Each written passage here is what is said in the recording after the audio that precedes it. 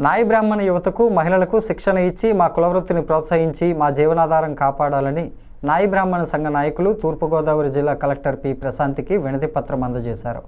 రాష్ట్ర నాయి బ్రాహ్మణ కార్పొరేషన్ డైరెక్టర్ యానాపు యేసు, నాయి బ్రాహ్మణ సంఘ నగర అధ్యక్షుడు Kandikonda Anant, secretary Rajana Satyaraju, treasurer Mukkala Sandeep, joint secretary Y Madhu తదితరులు సోమవారం కలెక్టర్కి వినతి పత్రం సమర్పించారు.